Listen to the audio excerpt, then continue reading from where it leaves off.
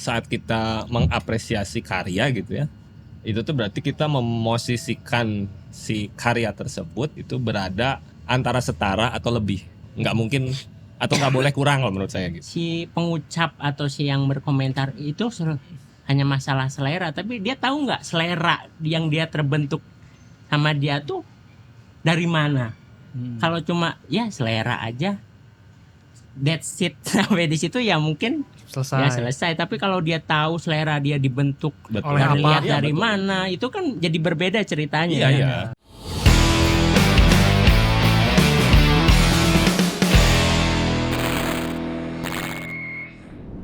Balik lagi di Voice of Rouse. Episode kali ini kita bakal ngobrol-ngobrol tentang cara mengapresiasi karya gitu ya. Atau apa ya? Karena kan kita sebenarnya sering ngobrolin tentang bagaimana berkarya, tentang karya-karya orang lain. Nah, sekarang kita bakal ngobrolin spesifik tentang apresiasi karya gitu. Ini sebenarnya temanya datang dari Uloh. Ini kayaknya episode ini nggak ada kata bingung ya dari Uloh ya. Harusnya. Oke. Kalau dari Uloh dulu lah. Ya. Definisi apresiasi itu apa sih? Kita dari ini dulu lah, secara keseluruhan. Ya kalau pengetahuan saya ya, Anjir. mungkin bisa salah bisa benar. Ya kan sudut pandang Uloh aja. Nggak usah defense dulu lah, udah. Belum apa-apa. Udah defense. Nggak apa-apa. Jadi mengapresiasi itu lebih bukan tidak sama dengan memuji ya, tapi lebih dekatnya tuh mengakui, menerima keberadaan hal yang lain. Mungkin itu sederhananya sih mengapresiasi itu. Gitu doang. Udah. Udah itu Gitu aja. Cuma mengakui, jadi kayak lihat misalnya lihat pameran, terus ulang mengapresiasi kayak, oh iya ada gitu, itu termasuk apa gimana? Mengakui itu apa ya? Mengakui kehadirannya tuh bahwa itu tuh suatu hal konkretnya. suatu hal yang penting mengakui itu. Jadi suka tidak suka tapi itu tuh ada, eksis gitu. Kayak masalah suka nggak suka itu kan ada. Kita akui, kita terima. Menerima itu nggak sesederhana kan. Menerima sesuatu tuh nggak bisa sederhana ya saya nerima di kata-kata doang kan, tapi ada hal mungkin apa ya, hal lain yang lebih jauh dari itu. Oke, bentuk konkretnya Uloh kalau misalnya terutama dalam mengapresiasi karya ya, apa sih perlakuan Uloh atau sikap Uloh yang paling sering dilakukan? Kalau saya sih menerima pertama ketika ngelihat karya tuh mungkin diterima dulu tuh, oh ada yang kayak gini ya, terus di elaborasi atau dikolaborasi sama pengetahuan saya atau pengalaman saya sebelumnya. Itu tuh biasanya tuh kalau orang-orang saya perhatikan tuh relate. Menurut saya tuh walaupun nggak mesti relate, berbeda pun nggak pernah saya alami, itu penting buat saya karena menurut saya tuh hal yang kita tuh mengenal diri kita tuh dari hal yang berbeda dari kita. Ulang. Iya. Kita mengenal diri kita lebih jauh tuh dari hal yang berbeda dari kita. Oke. Tidak melulu harus yang sama yang suka mesti relate, mesti suka, tapi hal-hal yang mungkin ada karya-karya yang nggak sesuai dengan selera kita, nggak sesuai dengan pengalaman kita, tapi itu menurut saya itu penting. Karena biar tahu kita tuh nggak sukanya apa gitu nggak sih? Nggak. Ya bisa, kita kan tahu hitam dari putih kayak gitu lah, gitu lah sederhananya. Itu orang jadi ingat. Enggak jadi ternyata. Takutnya ini agak sensitif. Enggak kalau di bank ada istilah apresiator kan ya? Atau di apa ya? Kurator ada, apresiator enggak ada. Enggak ada ya? Apresial Apa itu? Apresial itu yang menilai apa sih, nilai biasanya, nilai. Oh, lebih ke menilai betul. Nilai kayak nilai suatu agunan bisa gitu. Apresial. Tapi itu kan akar katanya sama kan? Dari situ kayaknya. Akar katanya sama. Tapi kalau yang Uloh bilang juga saya sepakat aja sih. Cuman mungkin nambahinnya adalah saat kita mengapresiasi karya gitu ya, itu tuh berarti kita memosisikan si karya tersebut di momen tersebut ya, di momen kita mengapresiasi itu berada antara setara atau lebih. posisinya. Nggak mungkin atau nggak boleh kurang kalau menurut saya gitu. Jadi kita ya mungkin sesimpel tadi Ulo mengakui keberadaan, terus misalkan niat datang ke, misalkan itu pameran, katakanlah kita niat datang ke pameran gitu. Kalau misalkan buku, membeli buku atau membaca di perpustakaan misalnya, itu artinya kita mengakui keberadaannya, mengakui karyanya itu ada, kita menyadari siapa yang membuatnya, dan memosisikan si karya tersebut antara setara atau lebih. Tidak mungkin kurang, karena kalau kurang itu intensinya udah berubah lagi tuh. Kalau kurang mah gitu. Kalau kurang mah mungkin intensinya bisa mau menjatuhkan, menghina misalnya gitu. Kan kayak gitu. Enggak gitu ya orangnya. Jadi pertama itu kalau saya sih ngelihatnya, kalau apresiasi itu adalah bentuk mengangkat justru sebetulnya. Mengangkat ya gitu. Posisinya adalah mengangkat si karya tersebut di momen tersebut. Setelah momen itu hilang, bisa jadi kita terserah ya, kita nanti setelah di momen itu kita lupa misalnya, atau kita tidak begitu tertarik dan tidak ingat lagi sama karyanya, itu lain soal gitu. Tapi di momen exact momen saat kita memang mau melihat dan kemudian jadinya menikmati karya tersebut gitu. Nah itu posisinya adalah kita memosisikan bahwa karya itu setara atau lebih dari kita gitu. Berarti emang selalu kayak gitu ya, mengapresiasi itu nggak pernah berarti kritik itu sebenarnya. Kritik menurut saya bentuk apresiasi. Nggak tahu ya, tapi paling tinggi bisa jadi ya. Gimana? Bisa jadi bentuk apresiasi tinggi sebetulnya gitu. Karena kan sebenarnya kritik juga belum tentu pasti nggak tahu ya, mungkin bisa jadi ada beberapa yang terasa tendensius bagi pengkaryanya, karena ada aja mungkin seperti gitu. Karena kan keambil hati gitu, jadi kan seolah-olah dia kayak tendensius, padahal ya belum tentu juga gitu. Nah itu enggak, tapi kan kalau orang mau ngekritik tuh kan artinya sebelum dia mau, katakanlah kritiknya dalam bentuk tulisan atau misalkan kritiknya dalam bentuk verbal sekalipun gitu, tapi kan dia sudah tadi kalau pakai bahasa Ulo sudah mengakui dulu keberadaannya, mengakui bahwa itu tuh penting untuk dibahas, bisa gitu, penting untuk dikritik, bahkan untuk dikritik gitu. Nah dari posisi itu sendiri sebetulnya dia sudah memasuki tahap apresiasi, dan kemudian apresiasi lanjutannya bisa jadi bentuknya bukan pujian tapi bisa jadi kritik misalnya gitu. Kan lebih menyakitkan ya kalau orang itu mending dianggap suka tidak suka daripada dianggap nggak ada. Tidak ada gitu. Iya sih, benar. Setuju sih. Kayak pameran, mana pameran yang mana gitu ya, kayak gitu lebih. Iya benar. Kayaknya emang kalau karya itu mending kalau nggak suka banget, atau nggak suka banget. Kan ngomongin karya itu artinya ngomongin suatu bentuk eksistensi sebetulnya kan gitu. Ada suatu bentuk eksistensial di situ gitu, dan dengan mengakui keberadaan eksistensinya itu sudah langkah awal gitu. Langkah awal untuk yang tadi disebut mengapresiasi. Kemudian lanjutannya mau misal memuji, mau mencaci bisa jadi gitu. Itu lain soal gitu. Membeli, nah kan membeli juga bentuk apresiasi juga gitu. Yang paling disukai kayaknya tuh. Yang disukai gitu. Iya sih, tapi kalau misalkan ngomongin, kalau pendapat saya pribadi, bentuk apresiasi yang paling tinggi itu kalau buat saya sih mungkin kritik, karena saat orang mau dengan niat ngekritik gitu, terus panjang lebar gitu, bikin tulisan panjang dan segala macam, menjabarkan, dia membedah si karya tertentu dengan pengetahuan yang dia miliki, apalagi sampai dia niat buka-buka primbon gitu dan segala macam. Wah itu kan udah ada niat jauh sebetulnya. Effortnya gitu. Gede lah ya gitu. Walaupun emang kayaknya effortnya lebih gede ngeluarin duit gitu. In this economy. Iya benar. Tapi sebenarnya kalau yang soal kritik tadi, nanti kita bisa nonton lagi di episode kita yang sebelumnya, ada cara menghadapi kritik ya. Kita ngebahas lebih detail sih di situ. Itu. Ini maaf ya. Bisa nggak ya? Ada suka muncul itu kan, bisa dimunculin. Iya bisa. Kalau niat ngeditnya. Karena harus dicari menit ya. Iya. Oke, terus kalau kita lanjut nih cara seri perkembangan zaman nih ya. Cara mengapresiasi karya juga pasti berbeda-beda mungkin.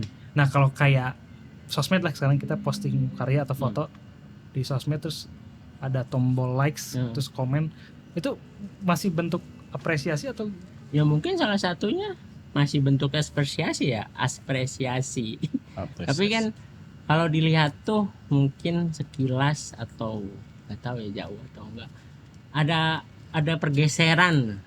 Jadi dulu tuh apresiasinya ke bentuk form, bentuknya, Oke. hanya ke bentuknya. Tapi hari ini tuh kalau dilihat-lihat tuh kayak apa ya sebutnya tuh sintetis kayak gitu. Jadi keseluruhan pengalaman gitu, apresiasi. Sintesis ya. Sintetis mah Jadi rumput. jadi Sintesis, ada ini bagus sintesis. ini sintetis tolong ya BNN ulang.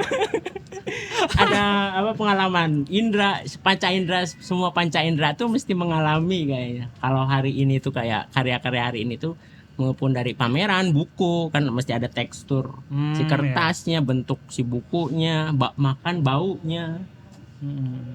Ya gitu ya. Jadi ada apa, pengalaman lebih selain hanya menikmati melihat gitu ya. Jadi nggak hanya bentuk si visualnya doang. Jadi hari ini tuh kayaknya si mengapresiasi karya tuh perlu itu kayaknya hari ini tuh.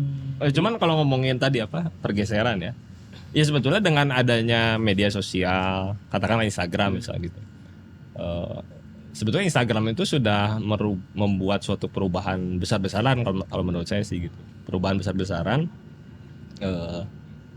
bisa dibilang ada istilah ekonomi baru sebetulnya gitu. Ekonomi baru yang mata uangnya adalah likes. Gitu maksudnya. Jadi saat ekonomi baru ini dengan mata uang likes tadi semakin semakin dianggap sebagai sesuatu yang valid gitu. Otomatis tadi bentuk apresiasi bisa dimasukkan gitu. Artinya si likes, komen dan segala macam repost misalnya gitu adalah bentuk apresiasi hari ini gitu. Nah pertanyaannya kan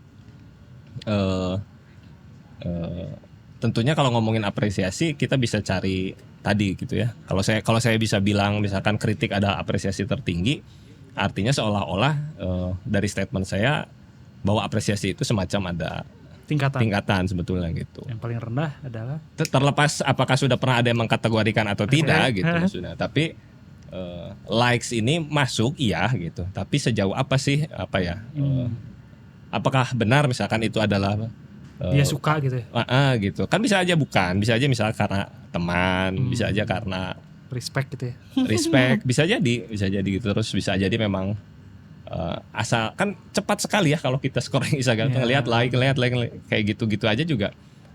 Makanya itu sejauh apa, sedalam apa misalkan bentuk apresiasi tersebut. Sebenarnya paling ironis tuh kalau kita menyiarkan kabar buruk gitu di sosial media terus disukai. Jadi dia maksudnya kan kayak gitu ya seolah-olah kayak Iya. kan kayak dia suka kabar buruk apa gimana gitu. Jadi kan apa si sosial media itu mendegradasi cara mengapresiasi orang terhadap karya atau enggak sih? Enggak sih, mungkin karena toolnya aja sih nggak lengkap mungkin. Toolsnya tidak lengkap. Ya ada combanya like doang kan. Artikulasinya terbatas. Itu sih mungkin. Artikulasi cara mengartikulasikannya yang cukup terbatas gitu dibanding misalkan ketemu langsung apresiasinya ngobrol misal atau membuat suatu diskusi atau tadi membuat tulisan misal mau itu pujian atau kritik gitu. Tapi kan dia punya artikulasi yang lebih jelas dibanding tadi misalkan berita duka terus di like seorang misalkan. Meskipun mungkin kalau hari ini kita juga bisa memahami misalkan saat kita mengabarkan sesuatu yang kurang enak, kurang baik atau kurang menyenangkan terus di like seorang bisa jadi itu adalah tanda bersimpati misalkan bisa aja gitu.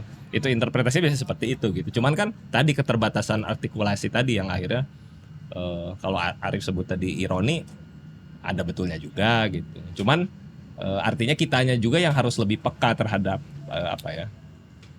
terhadap bahasa hari ini gitu. Karena ada salah seorang fotografer teman saya di Jakarta gitu. Di mana dia ngupload foto sengaja yang jelek kata dia gitu. Tapi karena misalkan dia followernya banyak gitu terus yang favorit sama karya-karyanya juga banyak, dia mau ngupload foto sebagus atau seburuk apapun menurut dia tetap di likes dan di komen bagus gitu. temannya dari Istriadi loh. Kemarin kan habis upload foto jelek tuh. Topik yang lain. Emang ada yang bagus nggak? Ada lah. Tapi Gimana? mungkin kalau ngomongin nilai ya, mengapresiasi itu memberi nilai atau apa ya? Jadi mungkin kurang tepat, kalau menurut saya kurang tepat, tolak ukurnya tuh subjektif objektif, tapi lebih tepat tuh mendalam sama mendasar aja sih. Nah, mendalam. coba elaborasi nih, mendalam apa, dasar apa nih? Jadi mendasar tuh dia kayak selewat pengetahuan. Jadi tergantung si apresiatornya, si yang mengapresiasi. Likes tuh berarti yang mendasar. Mendasar. Oke. Yang mendalam tuh dia, ini apa nih? Jadi sampai dia cari-cari. Jadi sebenarnya tuh tafsiran makna si senimannya itu bukan tafsiran terbaik menurut saya. Ya. Jadi si karya oke, itu tuh ngerti. selalu terbuka. Jadi si pemirsa atau si audiensnya tuh bisa bebas aja mengapresiasinya gimana, tergantung latar belakang atau pengetahuan dia masing-masing sih. Jadi kalau subjektif objektif tuh kayak terpintal-pintal aja sih menurut saya kalau di dunia pengkaryaan tuh, jadi bisa bolak-balik aja. Jadi tolak ukurnya tuh kurang tepat menurut saya tuh. Ya, maksudnya masalahnya kan memang kebiasaan kebiasaan orang tuh pada akhirnya selalu mengaitkan pembahasan karya atau mengapresiasi karya itu urusannya jadi subjektif objektif kalau menurut saya kebanyakan gitu. Contoh paling gampang adalah misalkan saat orang mengambil posisi bahwa itu bukan selera saya misalnya gitu. Nah, itu kan jalan terakhir tuh. jalan terakhir yang buntu banget gitu sebetulnya. Oke, gitu. selesai di situ.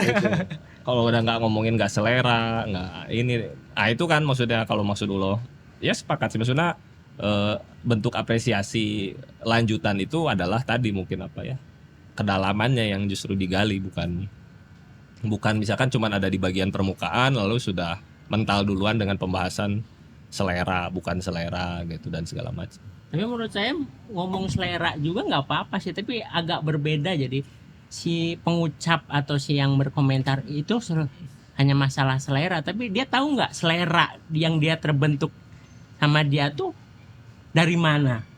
Kalau cuma ya selera aja, that's it, sampai di situ ya mungkin ya selesai. Tapi kalau dia tahu selera dia dibentuk Betul. Oleh apa? lihat Iya, dari betul. mana, itu kan jadi berbeda ceritanya. Iya maksudnya kan selera itu adalah nggak tahu saya pernah ngomong apa enggak ya gitu, tapi saya pernah ngobrol berapa kali di beberapa kesempatan juga bilang kalau selera itu adalah sesuatu yang bisa dilatih gitu. Karena Setuju itu.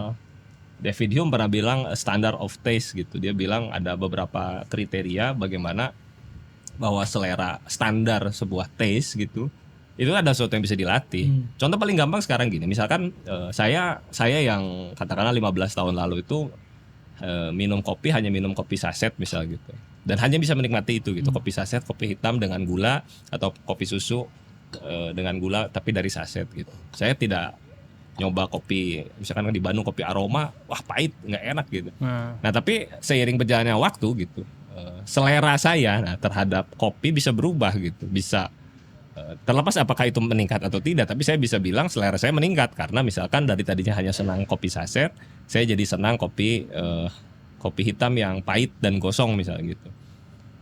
Dan begitu saya di sekian tahun kemudian mencoba kopi hitam yang bukan saset, maksudnya yang katakanlah lebih baik gitu ya, grade-nya gitu, grade roastingnya lebih baik, terus penyajiannya lebih baik. Pertama saya nyoba kopi teh asem gitu ya, asem gitu, nggak enak gitu. Tapi lama kelamaan dicoba terus menerus, si titik asam kopi itu ternyata saya bisa merasakan berbagai rasa. Kalau pakai bahasa anak-anak kopi sekarang, ini kopinya floral, fruity dan segala macam. Itu kan muncul belakangan. 15 tahun yang lalu saya tidak pernah bisa membayangkan bisa merasakan kopi dengan pengalaman bahwa kopi itu bisa ada rasa jeruknya, ada rasa tehnya misalnya segala macam. Padahal kopi ya kopi aja gitu. Nah maksudnya sama, menurut saya sih kalau belajar dari situ gitu ya, melihat karya, menikmati karya siapapun itu gitu, pada akhirnya sih bisa dilatih si sense itu gitu, si sense of taste-nya gitu. Karena sama kayak misalkan orang yang senang wine mahal sekali gitu, Tapi kita misalkan nikmatin anggur merah biasa aja, enak-enak aja, dikasih wine mahal kerasanya kecut misalnya gitu kan. Nah, bukan berarti kan tidak ada mutlak ya, apalagi selera Iya. tuh, rasa itu nggak bisa mutlak menurut saya gitu. Saya makan tempe, Arif makan tempe yang sama pun di mulut kita bisa sangat Beda. berbeda pengalamannya gitu. Menikmati karya juga sama gitu. Artinya ada hal-hal yang sebenarnya bisa dilatih, termasuk tadi kalau ngomongin selera bisa dilatih gitu. Dan mungkin apa yang bisa membuat itu bisa dilatih? Ya mungkin Pergaulan, lingkungan, lingkungan iya pasti, pengalaman, masa lalu, referensi gitu. Itu masa kan depan. bisa apa ya, bisa Ya, harapan masa depan. iya Harapan gitu. dia. Artinya banyak hal yang bisa membantu orang sebetulnya untuk meningkatkan apa ya tadi, cara mengapresiasi itu gitu. Oke, terakhir nih. Sebagai Kok cepet pengkarya. banget rasanya? Udah mau setengah jam kayaknya. Setengah jam. Sebagai apa ya? Pengkarya lah, atau yang sering bikin karya. Pengen karyanya itu diapresiasi seperti apa sih idealnya? Apakah dibeli atau dikritik atau gimana? Ya, Kalau saya sih pengen dibeli ya. Fuck kritik gitu ya. beli. ya itu banyak banget ya, kalau pengennya tuh banyak banget ya. Tapi mungkin salah satunya bisa dibeli, bisa diakui, mungkin bisa melekat juga di Ingatan. ingatan dia. Mungkin bahkan mungkin dibicarakan terus menerus ya. Itu mungkin oke sih. Itu kayaknya paling ini ya yang dibijakan terus menerus. Iya, itu bisa berawal dari kritikan kalau kata Bisa, Aga bisa. tuh ketika dikritik akan dibicarakan, terlepas itu bagus atau enggak kritikannya kan. Ketika terus sebenarnya kan dia akan terus hidup. Jadi kan kalau si artefaknya bisa rusak, bisa hancur, bisa hilang kalau dibeli. Tapi kalau si pemikiran kita melekat di kepala si orang-orang yang apresiasinya akan terus hidup kan, walaupun nggak diakui nama kita, tapi kan pernah ada yang bilang kayak gini. Ketika dia melihat sesuatu yang mungkin sama atau mungkin tandingannya atau mungkin berbeda, Tapi ingatnya ke kita dulu, kayak gitu dulu gitu ya. yang nggak terlepas ingat ke kita Bener atau enggak. tapi kayak gitu kan maksudnya. Ya mungkin ya. Ya nggak, tapi kan kalau ngomongin fotografi ya gitu, kasus khususnya misalkan fotografi kan, salah satu kekuatan fotografi itu adalah dia memang katakanlah foto-foto yang memang dikatakan bagus, penting dan segala macam itu tuh biasanya memang punya signifikasi historis sebetulnya gitu. Jadi dia menempel di suatu zaman, membicarakan suatu zaman gitu, membicarakan suatu momen apapun itu gitu. Tapi dia melekat gitu di suatu era tersebut, di suatu time and space yang spesifik kan foto itu gitu.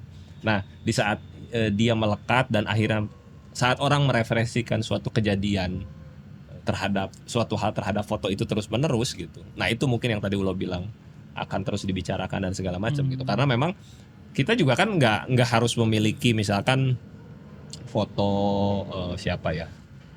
Siapa tuh yang mahal. Yang zaman dulu gitulah, yang selalu jadi referensi kita gitu.